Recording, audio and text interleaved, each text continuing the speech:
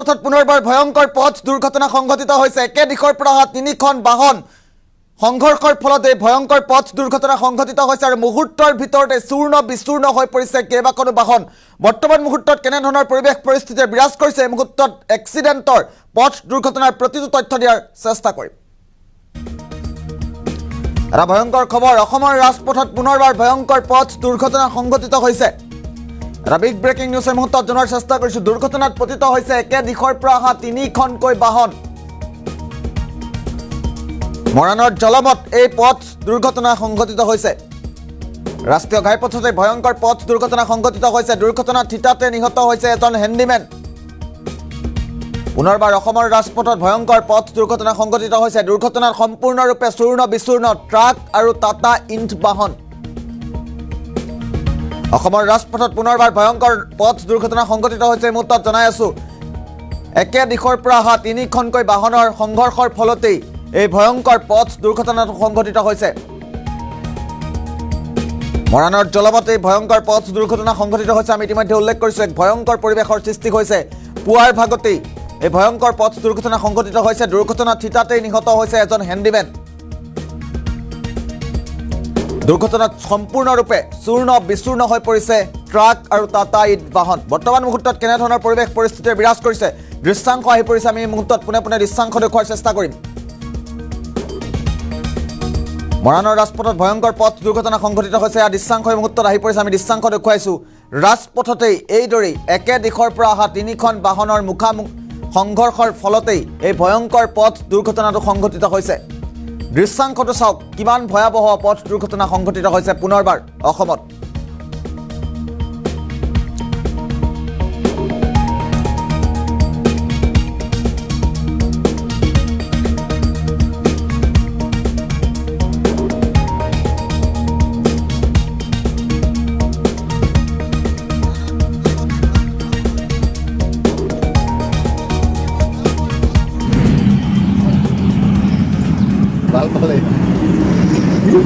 Police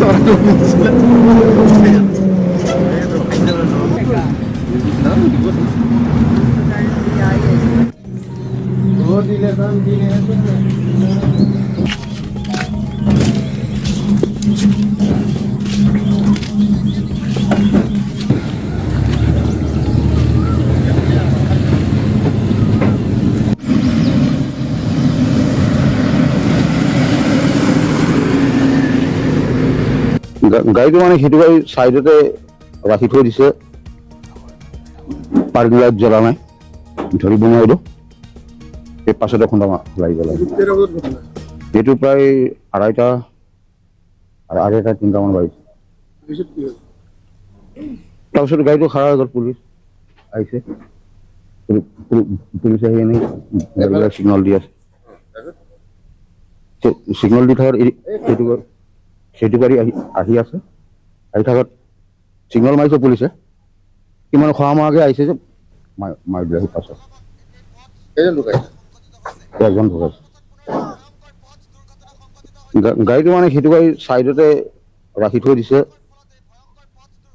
parking light জ্বলা নাই, ধৰিব নোৱাৰিলো। এই পাছতে খুন্দা লাগিব লাগে। এইটো প্ৰায় আঢ়ৈটা 3টামান বাজিছে। তাৰপিছত গাড়ীটো খাৰা হৈ গ'ল। পুলিচ আহিছে, পুলিচ আহি এনেই গাড়ীবিলাক ছিগনেল দি আছে।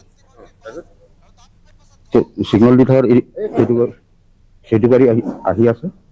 আহি থাকাত ছিগনেল মাৰিছে পুলিচে। কিমান খোৱামাকে আহিছে যে মাৰি দিলে। আহি পাছত এজন ঢুকাইছে। গাড়ীটো মানে সেইটো গাড়ী মন্তব্য আছিল। দুৰ্ঘটনাৰ সম্পূৰ্ণৰূপে বিচূৰ্ণ হৈ পৰিছে ট্ৰাক আৰু টাটা ইট বাহন। আমি পুনৰবাৰ দৃশ্যাংশ দেখুওৱাৰ চেষ্টা কৰিম। অসমৰ ৰাজপথত পুনৰবাৰ ভয়ংকৰ পথ দুৰ্ঘটনা সংঘটিত হৈছে। কেনেধৰণৰ পৰিৱেশ পৰিস্থিতিয়ে বিৰাজ কৰিছে আমি এই মুহূৰ্তত দৃশ্যাংশ দেখুৱাই আছোঁ। দুৰ্ঘটনাত পতিত হৈছে একে দিশৰ পৰা অহা তিনিখনকৈ বাহন।